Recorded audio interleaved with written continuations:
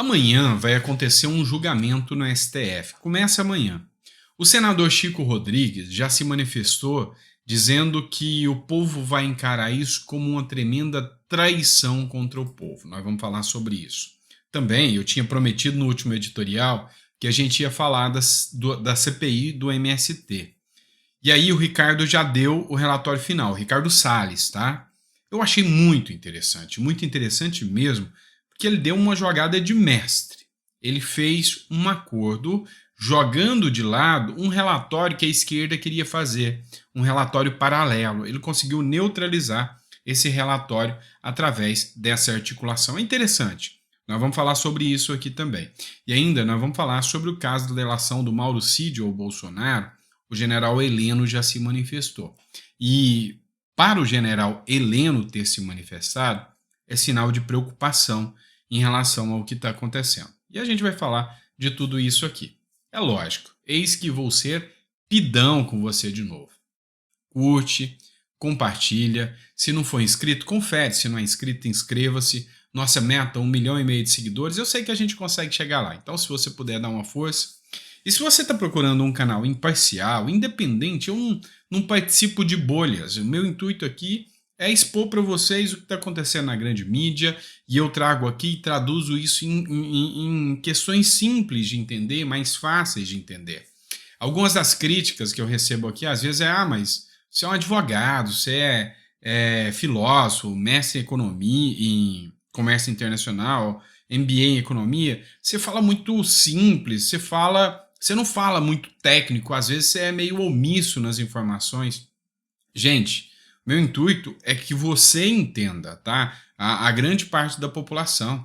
A mídia fala dessa forma mais técnica, com palavras complexas, é para justamente você não entender o que está acontecendo.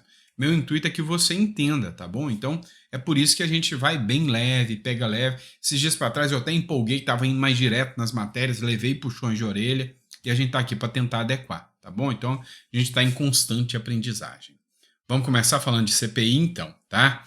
Olha só, matéria da CNN, eu sempre cito a fonte, até porque hoje você fala full e eles entendem outra coisa, né? Então, a gente tem que citar a fonte sempre para não ficar nenhum disse-me-disse, né? Matéria da CNN, CPI do MST.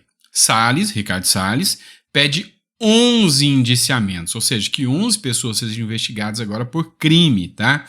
O deputado petista fica fora da lista. Então, o Salles, dentre os indiciados, ele incluiu, inclusive, o ex-chefe do Gabinete de Segurança, o Gonçalves Dias, né, mais conhecido como G. Dias. E aí também o chefe da Frente Nacional de Luta, o José Rainha. E aí, o interessante aqui, o Valmir Assunção, deputado do PT da Bahia, que é esse aqui. Ele chegou a constar do relatório. Segundo informações, o Valmir Assunção se beneficiava dos atos do MST lá no estado da Bahia. E ele omitiu-se diante de crimes que eram cometidos, que ele sabia, segundo o relatório inicial do Salles. E aí, quando o Ricardo Salles falou que ia fazer o relatório oficial, ele é o relator. O que a esquerda falou? Nós vamos fazer um relatório paralelo, ou seja, nós vamos ignorar que existe regra, nós vamos ignorar que existe um relator e vamos fazer um relatório paralelo, passando pano sobre tudo que a CPI do MST encontrou. E aí, o Lula conseguiu, mais uma vez, tomar de assalto a CPI do MST. E aí, nessa negociação com o Centrão, nas trocas de ministérios, com negociações, foi o Republicanos, foi o PP, para a base do Lula, eles arrancaram, simplesmente tiraram os deputados que eram a favor do governo e contra a MST, ou seja, a favor do governo Bolsonaro, né, a oposição, e eram contra o MST, eles retiraram de assalto, tomando mais uma vez a CPI do MST ao seu bel prazer. E aí agora eles têm maioria, então era possível aprovar o relatório paralelo, atropelando a CPI. Só que o que aconteceu? O Ricardo Salles jogou, falou, Tudo bem, vocês podem até fazer isso, mas as provas não vão ser apagadas. Nós vamos denunciar o deputado Valmir no PGR e nós vamos buscar a condenação dele. Aí ele fez um acordo, tirou o deputado desde que o relatório dele seja votado. E o relatório dele está para voto. Então, há grande possibilidade do relatório do Salles ser aprovado mediante esse acordo, tirando o Valmir. O que isso mostra? O que é o resultado prático da CPI da MST? Ela desromantizou o MST. Muita gente acreditava, o MST, pessoas simples, humildes, que só queriam um pedaço de terra, pessoas que queriam só produzir, o MST, que era responsável por alimentar grande parte da população. Tudo isso caiu e mostrou-se aqui um grande grupo criminoso infiltrado dentro dessas instituições. Mostrou que eram pessoas que faziam ameaças, até roubos, coisas esdrúxulas, sabe? Extorsão, até tráfico de armas, uma militância gigantesca, sabe? Que acontecia dentro do MST, e isso aí foi demonstrado para a sociedade. E o relatório ele pode até não dar muito resultado. O próprio Stedley, que é o líder supremo do MST, que foi para a China com Lula, ele ficou de fora, mas mostrou para a população o que é efetivamente o MST. E alguns vão acabar respondendo. E deu medo, impôs medo no MST. Ou seja, tanto é que barrou, pelo menos durante o ano de 2023, muitas invasões. Porque se não tivesse a CPI do MST, nós teríamos já batido mais de 100 invasões aí. A coisa estava feia, tá? Vamos lá. O Chico Rodrigues, ele deu uma manifestação sobre o voto que começa amanhã no STF sobre o aborto. Um atropelo ao Congresso Nacional, para falar a verdade, né? O povo verá nisso uma traição, diz senador, sobre aborto no STF. Chico Rodrigues criticou o agendamento do julgamento da descriminalização do aborto pelo STF. O plenário virtual será aberto na sexta-feira, ou seja, a partir de amanhã não vai ter julgamento aberto, eles vão depositar os seus votos e, sabe, a visão geral é de que já ganhou, a liberação do aborto vai ser feita. Acabou de acontecer no México, a Suprema Corte do México deu essa definição, mostrando que há uma grande agenda global, um globalismo gigantesco aqui, que vem seguindo, sabe, essas agendas de liberação do aborto, e isso aí é um assunto que sempre vai ser discussão, é um assunto que sempre vai gerar discussões. Eu acho que é um assunto, sabe, temerário demais. O aborto é uma aberração, eu sou contra, tá? Eu acho que é um absurdo. Então, o STF, mais uma vez, atropela não só o Congresso dessa vez, mas toda a nação brasileira. Vamos lá. Mais uma pauta aqui para vocês que eu acho super interessante. O Silvio Navarro falando da atuação do Lula no mundo, né? Lulinha do mundo, como eles dizem, né? O Silvio Navarro escreveu o seguinte: o dinheiro do pagador de imposto brasileiro é usado para sustentar ditaduras comunistas. E aí ele escreveu o seguinte: o tour pelo mundo do governo Lula e Janja não é só um papelão diplomático. Definiu bem, papelão diplomático. Eles estão oferecendo o nosso dinheiro do BNDES para países governados pelo Foro de São Paulo ou ditaduras aliadas. E a verdade é essa. A gente sabe muito bem que essa agenda que está acontecendo aí de liberação de recursos, de liberação de verbas do dinheiro brasileiro, não agrada a população brasileira. Mas Lula parece nem se importar, está pouco se importando com isso. Deixa o Lula fazer uma consulta, abra uma consulta pública. Uma consulta pública e pergunte: vocês querem que eu empreste dinheiro para Cuba? Vocês querem que eu invista dinheiro para fazer pesquisa de medicamento do Alzheimer lá em Cuba ou aqui na Fiocruz ou aqui no Brasil? Deixa o povo responder. Você quer que eu empresto 600 milhões para a Argentina comprar produtos brasileiros? Ou você quer que eu invista no agro aqui para o agro ficar ainda mais pulsante, uma economia maior, aumentar o PIB, gerar mais riqueza e vender para fora, tá? Exportar? Ou você quer que eu enfie esse dinheiro na Argentina? Eu sei qual é a resposta da população brasileira, mas eles não estão nem aí com a opinião pública, nem aí com a opinião do brasileiro. Vamos lá, tem mais uma para vocês, viu? Bora lá, matéria da Globo, se é Globo, É verdade atestada pelo Ministério da Verdade do Lula, tá? General Heleno, abre aspas, nunca fui consultado por Bolsonaro sobre golpe. Um dos principais conselheiros militares do ex-presidente se esquiva de comentar a delação de Mauro Cid. O assunto que está abalando a estrutura hoje do Palácio do Planalto é a delação do Mauro Cid. Por quê? Assunto foi cartão de vacina, depois de cartão de vacina. Aí o assunto já vira minuta do golpe e agora Bolsonaro golpista. Qual que é o intuito disso? Sabe? Aí joias também, é lógico, joias e chega na minuta golpista e no Bolsonaro golpista. O plano é óbvio. Os invasores dos atos do dia 8 de janeiro pegaram 17 anos de prisão.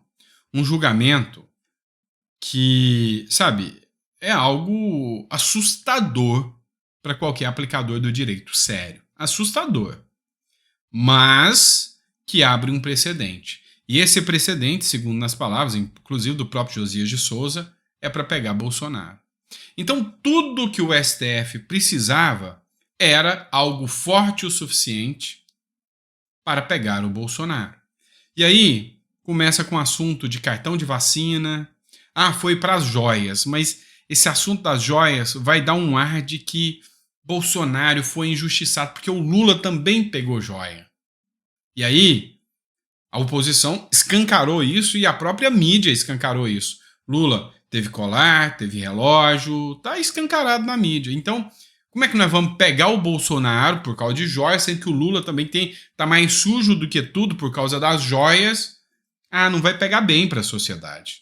Então, que tal aplicarmos algo que é mais factível e que a gente já fez a testagem? Ou seja, a sociedade aceitou bem, ou melhor, calado, os 17 anos de prisão daqueles caras que são pobres coitados. Na palavra do Rui Costa, Zé Mané, né? Um pobre coitado que foi condenado a 17 anos por estar no lugar errado, na hora errada e fazendo besteira. É isso. Aí, agora, se a população aceitou e ficou calada, agora já abrimos um precedente, dá para pegar Bolsonaro. E aí, a delação do Mauro Cid foi nesse ponto. Bolsonaro pegou uma minuta de golpe com o seu assessor e foi até o exército e perguntou se dava para fazer o golpe. Um dos almirantes topou. Podem prender Bolsonaro agora. Foi mais ou menos isso. E muita gente está encarando isso como uma grande traição do Mauro Cid. Sabe? Porque elas por elas, o diálogo que é feito, só a delação do Mauro Cid, sem provas a mais robustas, não tem valor nenhum. Pelo menos na justiça séria. A delação sem provas que confirmem isso. E não pode ser mera prova. Não pode ser outra prova testemunhal. Tem que ser uma prova com base, com indício, com fundamento. Filmagem, um áudio, um documento, a minuta assinada. Tem que ter alguma prova robusta. Porque só a palavra do Mauro Cid não vale. Não vale por quê? Porque um cara que vê um bando de coitado levando 17 anos, o cara tremeu, pensou, eu vou ser condenado à pena de morte, à prisão perpétua. Então, eu vou ter que falar alguma coisa. E aí veio com essa, o Bolsonaro pegou uma minuta e perguntou pro exército, vocês acham que dá para fazer isso aí, uma intervenção militar? Então, ele pode falar qualquer coisa, o que garante que ele não está querendo só fugir da cadeia. É o mesmo argumento que foi utilizado para as delações da Lava Jato. Aqui garante que o cara só não queria fugir da cadeia. Nas palavras do Gilmar Mendes, na palavra do Barroso, prender alguém só para fazer ele delatar é tortura, é algo que atenta aos direitos humanos. Pois é, mas agora é o que estão fazendo, é o que fizeram com o Mauro Cid. Abriu o bico, cantou num dia, no outro dia estava solto. É isso que aconteceu. E o general Heleno já correu e falou, eu não tenho nada a ver com isso. Eu não ouvi nada, Bolsonaro não falou nada para mim, me esqueçam. Por quê?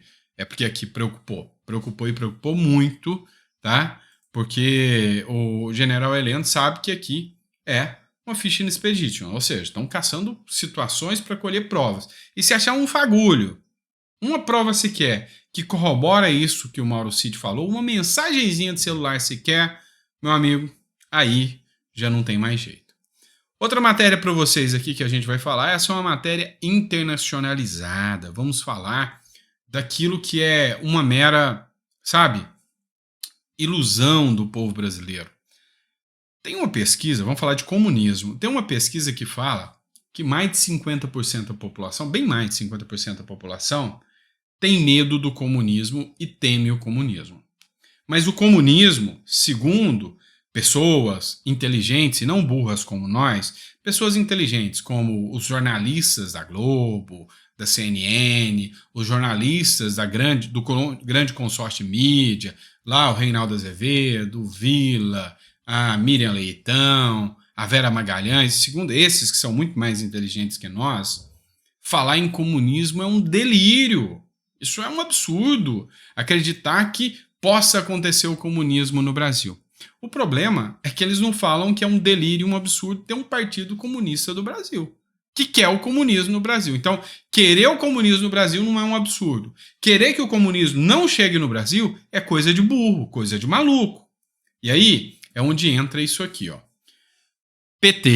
o PT totalmente democrático, que nunca teve qualquer vínculo com o comunismo ou com qualquer sanha autoritária, PT e Partido Comunista da China assinam um acordo para alinhar pensamentos e iniciativas. Quem te viu, quem te vê, hein? Uma comitiva do Partido Comunista Chinês esteve em Brasília na quarta-feira para se encontrar com membros do Partido dos Trabalhadores, PT, e renovar a cooperação entre as duas legendas. No documento, assinado pelas partes, os dois partidos se comprometeram a reforçar a coordenação diante das questões regionais e internacionais. O objetivo do acordo com o documento é que os dois partidos alinhem pensamentos e iniciativas em seus respectivos países. Em um dos artigos presentes no acordo, as legendas concordam em manter a comunicação e consultas estreitas, particularmente no tratamento de questões que implicam a soberania, a integridade territorial, a independência e autodeterminação dos dois países, assim como prestar apoio mutuamente às iniciativas interpartidárias internacionais à outra parte. Talvez você não entendeu o que eu falei. Eu vou explicar para vocês. Querem alinhar o pensamento. O Partido Comunista Chinês, ele quer ensinar o PT como ele fez lá na China. Eles querem trocar informações. E aí você precisa entender um pouquinho mais. Lá na China não tem pluralismo partidário. Lá na China é só um partido gigante que manda em todos os outros que são satélites do Partido Comunista Chinês. Então seria mais ou menos aqui, ó. Aqui eu teria o PSOL, Cidadania, o Partido Verde, o partido, sei lá, Rede de Sustentabilidade, ou seja, só o partidão de esquerda e os partidinhos de esquerda. Partido de direita elimina tudo isso que é antidemocrático. Essa é a linha de pensamento comunista chinesa, tá? E é essa a troca de informações que vai acontecer. Quer ter mais informações? Entra no site do PT e averigua se essa matéria não está divulgada lá. Só não vê quem não quer. Esses mesmos gênios que tratam de nós burros aqui, ignorantes, que não temos estudo nenhum, falavam que nunca existiu o Foro de São Paulo. O Foro de São Paulo era uma mera imaginação, coisa de maluco. Só imbecilidade, coisa de maluco, falar de Foro de São Paulo. E aí, depois da eleição, escancararam. Tiveram a primeira reunião aqui, com direito à vontade do Nicolás Maduro estar aqui, com representantes de comunistas de Cuba, dentre outras situações. Pois é, só não vê quem não quer. O pior cego, efetivamente, é aquele que não quer ver. Vamos lá, para encerrar aqui, eu vou trazer mais uma matéria para vocês, a última, tá? Eu prometo aqui. Olha só isso aqui. Lula agora tá mirando, tá com raiva da Uber, gente, dos aplicativos. Por quê? Porque eles tiram a autonomia e o poder. Olha só que fala mais... Cara, chega a ser uma fala ridícula. Forma muitas vezes trabalha as pessoas quase que como trabalho de escravo. Eu não sei se vocês sabem, mas no caso do Brasil, aquelas meninadas que trabalham de moto, que trabalham de bicicleta, às vezes eles não têm banheiro para ir. Às vezes eles trabalham de fraldão, porque não tem banheiro para ir. Não é piada não. Você escutou isso mesmo. O Uber, o entregador de delivery aqui no Brasil, eles trabalham de fraldão. Não. Eu tenho que rir de uma coisa dessa. Trabalham de fraldão porque não tem lugar para ir no banheiro. Meu amigo, eles trabalham na rua.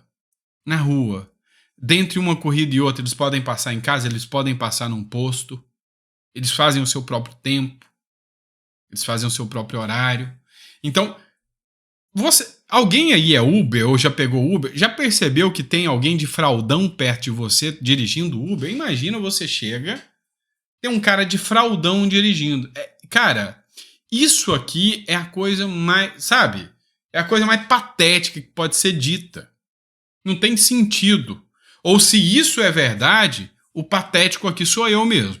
Porque eu, até hoje, pelo menos da realidade, que eu já peguei Uber várias vezes e conheço muitos entregadores que são amigos meus, se usam fraldões, tiveram vergonha de me contar.